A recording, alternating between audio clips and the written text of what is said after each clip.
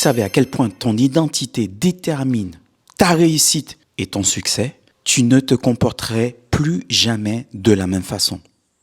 Et ça, c'est clair. Premièrement, l'image que tu penses de toi détermine tes actions.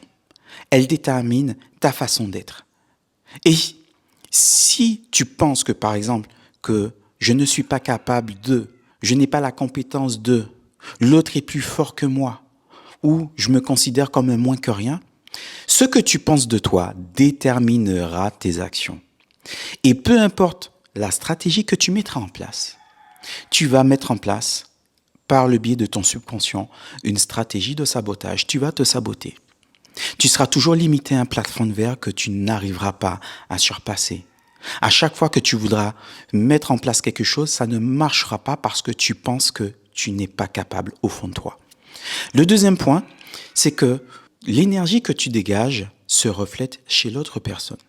Donc si tu n'es pas confiant, si tu ne parles pas avec assurance, si tu n'es pas sûr de toi, si tu ne t'aimes pas, ton interlocuteur va le ressentir et n'aura pas confiance en toi.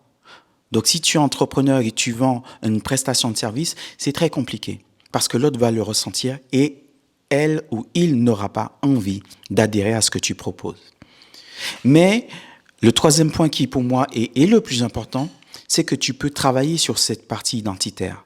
Tu peux travailler sur toi. Tu peux travailler à ton évolution personnelle en t'inspirant de personnalités qui te font vibrer, en t'inspirant d'entrepreneurs à succès, en t'inspirant de personnes ou même un individu lambda, mais qui pour toi te fait vibrer d'une façon, tu te dis que oui, j'ai envie de le ressembler parce que ce qu'il fait, ça me dépasse et j'ai envie d'être comme lui.